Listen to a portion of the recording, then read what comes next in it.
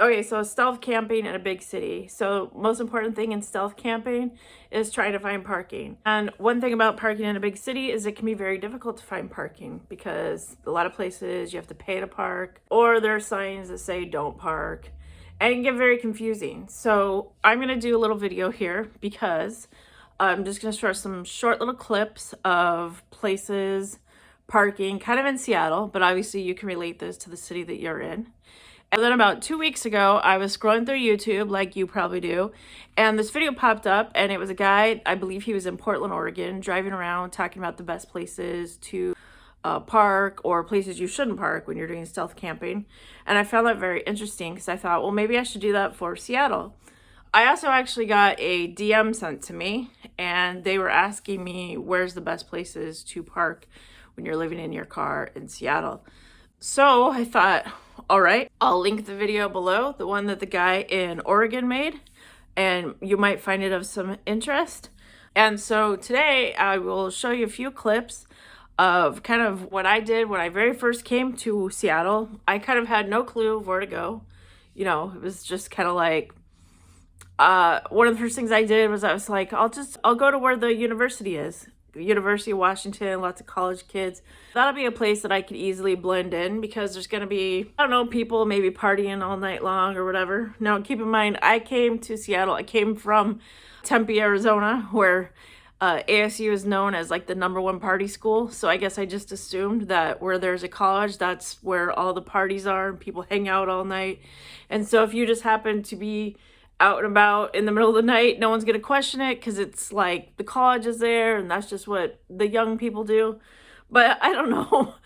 I don't know if that was the best way to go about things, but that's what I ended up doing. Is I went and I tried to park my car near the college. These streets are very regulated in Seattle. Okay, so you might have it where you've got one side of the street you cannot park, you park on the other, or you can only park there certain hours of the day. It's very confusing. So you have to make sure that every single street that you park on, it's going to have a completely different sign of when you're allowed to park there, when you can't park there. And you got to make sure you read that sign before you actually try to park there. Some places are actually permit only. So for that neighborhood, you have to have a permit just to park on that street, which you have to apply for the permit through the city. So if you're just a person rolling through town and you don't live in that city, you don't really know your way around, the best thing to do is to look out for the signs that you see. You know, there's some things that are just common sense, meaning we all know that you're not supposed to park next to a fire hydrant. But what happens is there's also where they will paint something on the ground, so you know you shouldn't park in a red zone. But if the paint is all worn out, you can't even see the paint. They've got yellow paint on some streets, they've got white paint on some streets, they've got red paint on some streets. But you usually know that if the curb is painted, you probably can't park there for some reason. It's probably some sort of loading zone or a don't park zone. But if it's like the paint's all worn out, you really got to get out there and get a magnifying glass, right? And then just like really look and see, oh, is that paint or what is that?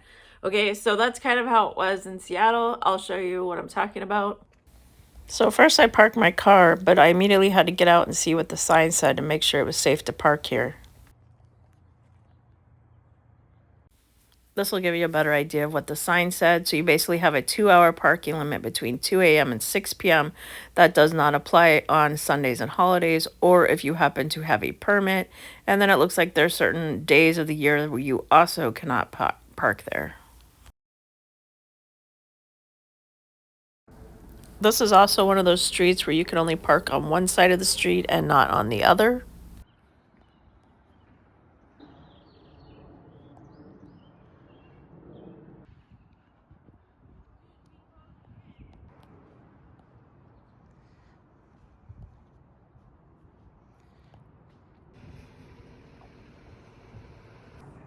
Here you see some cars and a scooter parked, but then it comes to a point where there's a no parking sign, and then you cannot park at all on that side of the road for several blocks. Now, this car is parked in a red zone, a no parking zone, and so clearly they don't seem to care if they get a ticket or if they get towed. Check out this parking. It looks like they're blocking the person's driveway, so that's clearly not a place you should be parked.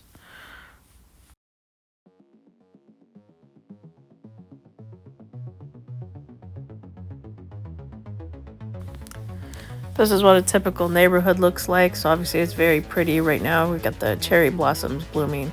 But you can see that just about every house has street parking out in front of the house.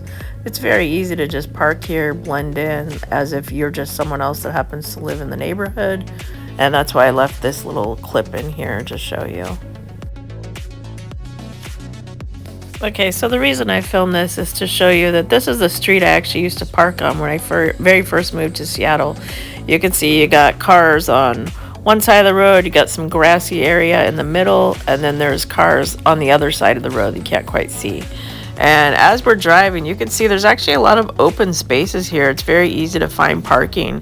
But what you might find surprising is this is actually the street that drives right to the entrance of where the University of Washington is, which is usually referred to the locals as UW. Right here, we're about to pull up to where you're going to see a giant W because that's kind of the entrance to the university.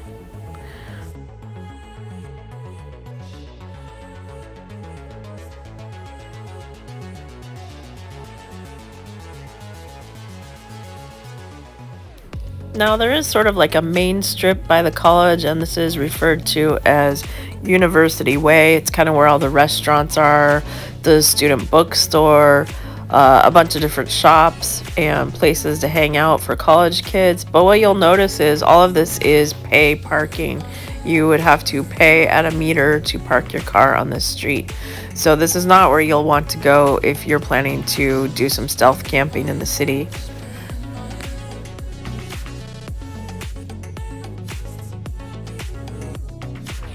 Also, you may hear this referred to as the U district for University of Washington district.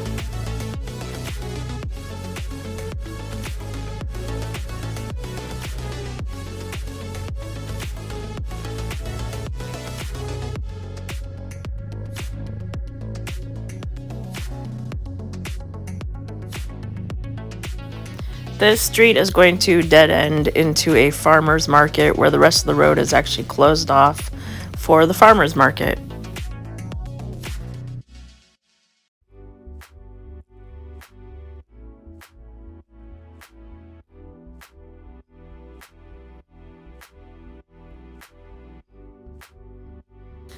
Okay, returning back to the street I used to park on, this street is actually where all the frat houses are, which might seem surprising. There is different frat house markers on all these homes. So you see a lot of cars outside for the people that probably live in those homes.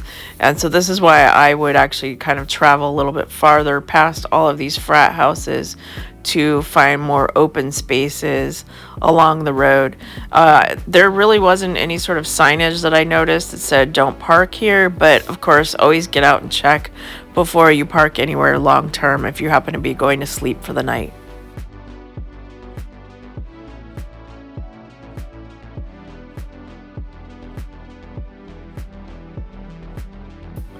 Okay, so now we're going to change gears and go to a different part of town, which is called Green Lake.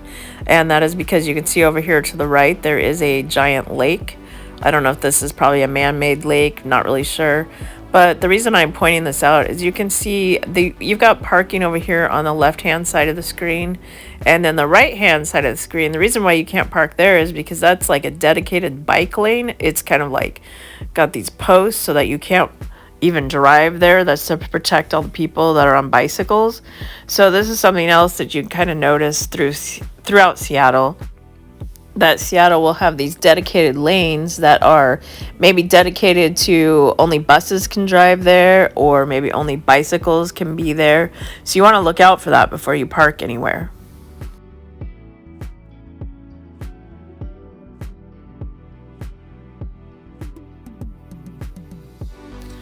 This footage is not even Green Lake, but I wanted to show you it's kind of the same concept where you can only park on one side of the street where you see all the cars are on the left-hand side. And then the right-hand side is once again all blocked off for bicycle only.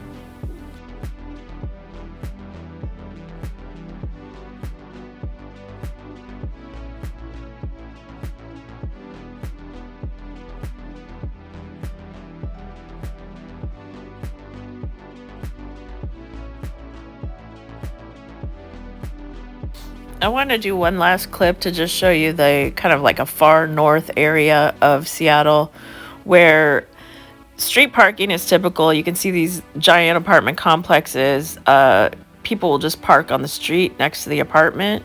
There's no signs whatsoever that say you cannot park here. There's no time limits on when you can park here because all of those parking is provided for the people there in those apartments. So it'd be very easy to just park here and, you know, maybe don't stay for too many days, but you could definitely stay there for at least 24 hours and probably no one's even going to question why your car is there because that's the usual parking for the people that live in that neighborhood. So let me wrap up this video, show you a little bit of, traffic in Seattle. It's just like any other big city out there. Lots of cars on the road, lots of graffiti on the freeways. Just very interesting.